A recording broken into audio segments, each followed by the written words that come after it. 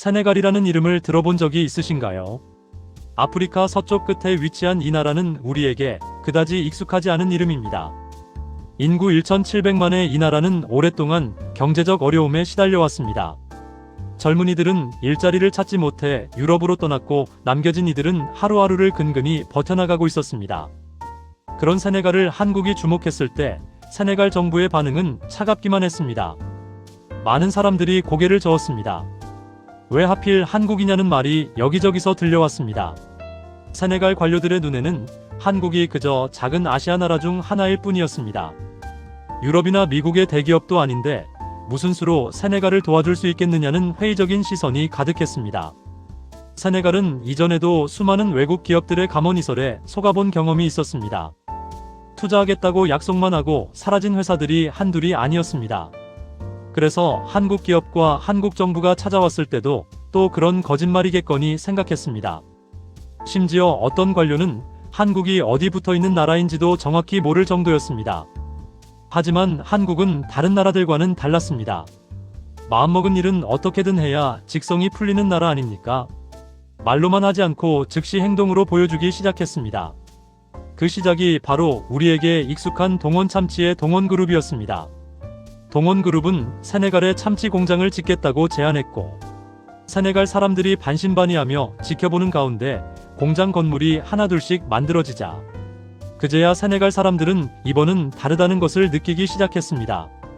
동원그룹은 단순히 공장만 짓고 끝낸 것이 아니었습니다. 현지 젊은이들을 고용하고 기술을 가르치기 시작했습니다. 처음에는 기계 한 번 만져보지 못했던 세네갈 청년들이 동원 기술자들의 손길 아래 점점 숙련된 기술자로 성장해갔습니다. 동원그룹은 세네갈 직원들을 한국으로 보내 연수도 시켰습니다. 세네갈 젊은이들이 한국에 와서 첨단 공장을 견학하고 기술을 배웠습니다. 그들은 한국에서 본 것들에 깊은 감명을 받았습니다. 불과 70년 전만 해도 자기 나라보다 가난했던 한국이 이렇게 발전했다는 사실에 충격을 받았고 동시에 희망을 보았습니다. 한국이 해냈다면 우리도 할 수 있다는 믿음이 생긴 것입니다. 하지만 한국의 도움은 여기서 그치지 않았습니다. 2016년 한국항공우주산업이 개발한 KT-1 훈련기를 세네갈에 수출했습니다. 이것은 한국이 아프리카 국가에 항공기를 수출한 최초의 사례였습니다. 세네갈 하늘을 나는 한국산 훈련기에는 특별한 의미가 담겨 있습니다. 동체 전면에는 세네갈의 상징인 테랑가의 사자가 새겨져 있습니다. 세네갈은 이 훈련기로 자국 조종사들을 양성하고 있으며 국가 방어 능력을 키워가고 있습니다. 한국은 단순히 비행기만 판 것이 아니라 세네갈의 안보까지 함께 책임진 것입니다. 그리고 한국은 세네갈의 땅도 살리기 시작했습니다. 2013년 해외 농업 기술 개발 사업 KOPIA 세네갈 센터가 문을 열었습니다. 세네갈은 인구의 60%가 농업에 종사하지만 주요 작물의 자급률이 매우 낮았습니다. 쌀과 감자를 대부분 수입에 의존해야 했습니다. 한국의 농업 전문가들은 세네갈에 무병씨 감자 기술을 전수했습니다. 세네갈은 연간 9만 5천 톤의 감자를 소비하지만 자국 생산량은 1만 5천 톤에 불과했습니다.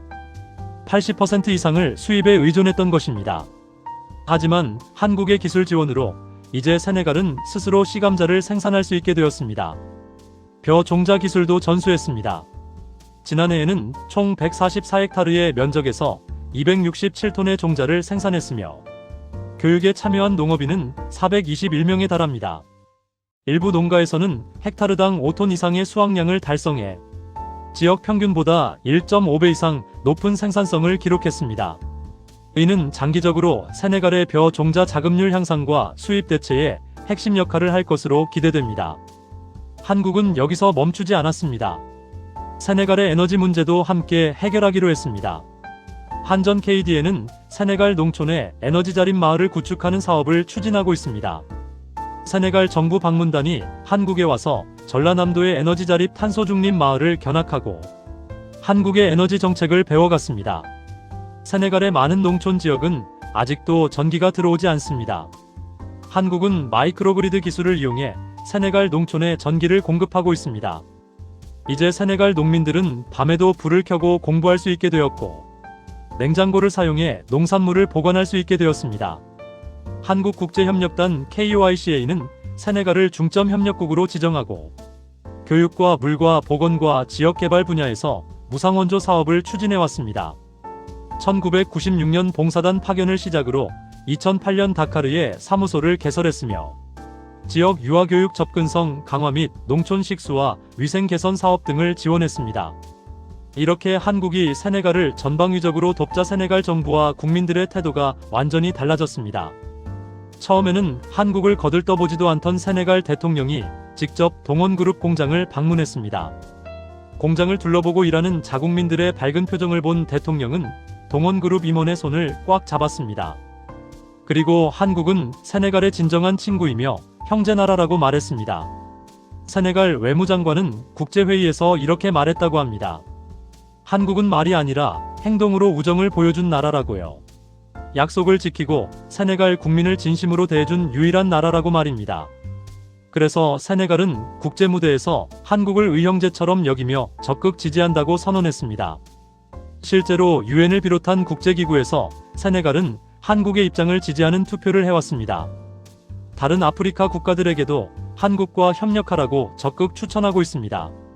한국이 보여준 진정성 있는 도움에 대한 보답인 것입니다. 이제 세네갈의 젊은이들은 한국을 동경합니다.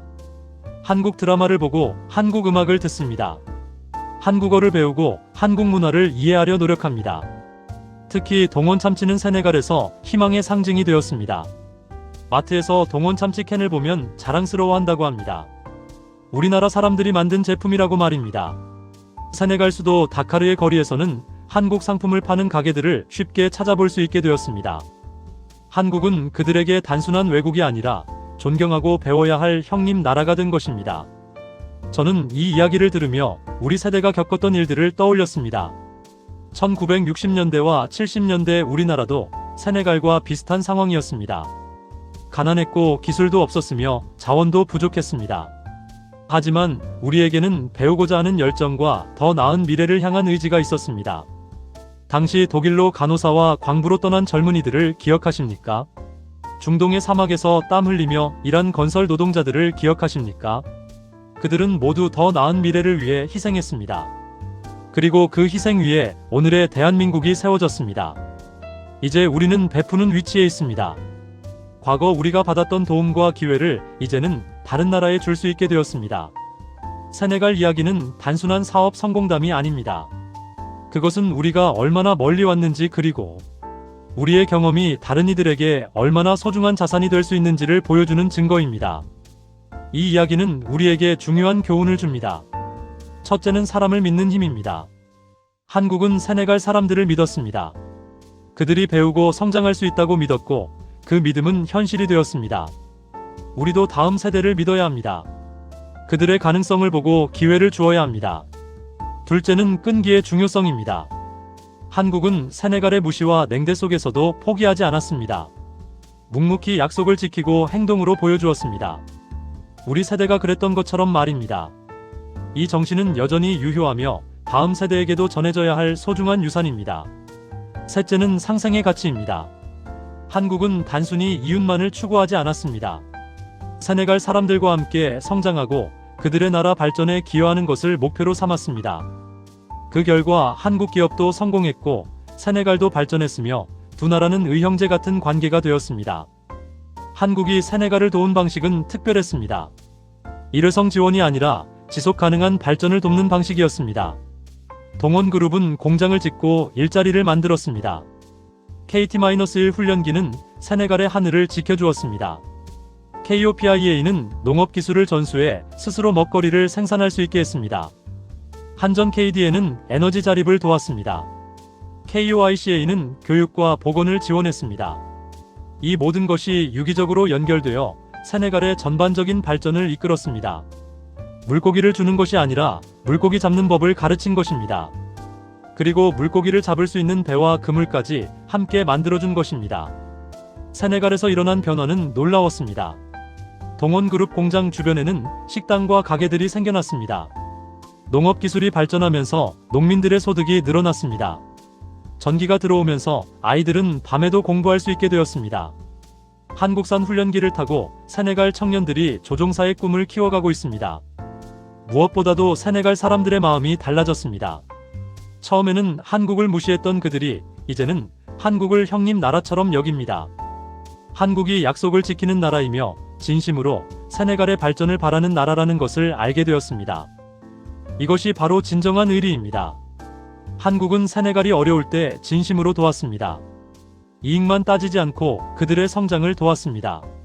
그 의리를 세네갈은 잊지 않고 있습니다. 이제 두 나라는 혈연은 아니지만 의형제 같은 관계가 된 것입니다. 젊은 세대들에게 이 이야기가 어떻게 들릴지 모르겠습니다. 어쩌면 너무 이상적이거나 교훈적으로 들릴 수도 있습니다. 하지만 이것은 실제로 일어난 일입니다. 세네갈 어딘가에서 동원그룹의 공장이 돌아가고 있고 한국산 훈련기가 하늘을 날고 있으며 한국 농업기술로 키운 작물이 자라고 있고 한국이 만든 전기로 불이 켜지고 있습니다. 이 이야기가 우리에게 주는 마지막 교훈은 희망입니다. 아무리 어려운 상황에서도 포기하지 않으면 길은 열린다는 것입니다. 세네갈 사람들이 그랬고 우리 선조들도 그랬습니다. 그리고 한국이 그것을 다시 한번 증명했습니다. 세상은 여전히 가능성으로 가득합니다. 누군가는 불가능하다고 말하는 곳에서도 기회를 발견하는 사람들이 있습니다. 한국이 세네갈에서 그랬던 것처럼 말입니다. 우리는 그런 도전 정신을 잃지 말아야 합니다. 세네갈의 이야기가 이렇게 길어진 것은 그 안에 담긴 의미가 크기 때문입니다. 단순히 공장 하나가 세워지고 비행기 몇 대가 팔린 것이 아니라 두 나라 사람들의 마음이 연결되었고 서로를 믿고 존중하는 관계가 만들어졌습니다. 그리고 그 관계 속에서 희망이 자라고 있습니다. 앞으로 세네갈과 한국의 협력이 어떻게 발전할지 지켜보는 것도 의미 있는 일이 될 것입니다. 그곳에서 일하고 배우는 젊은이들이 어떤 꿈을 꾸고 어떤 미래를 만들어갈지 궁금합니다. 그리고 그들의 성공이 또 다른 나라 또 다른 사람들에게 영감을 줄 수 있기를 바랍니다. 우리는 이제 인생의 후반부를 살아가고 있습니다. 많은 것을 경험했고 많은 것을 배웠습니다. 그 경험과 지혜를 다음 세대에게 전해주는 것이 우리의 역할입니다. 세네갈 이야기는 그런 의미에서 완벽한 교재입니다. 포기하지 않는 정신과 사람에 대한 믿음 그리고 상생의 가치를 담고 있으니까요. 세네갈에서는 오늘도 동원그룹의 공장이 돌아가고 한국산 훈련기가 하늘을 지키고 한국 기술로 키운 작물이 자라고 있습니다. 하지만 그보다 더 중요한 것은 그곳에서 자라나는 희망입니다. 한 사람 한 사람의 삶이 변화하고 가족들의 미래가 밝아지고 있습니다.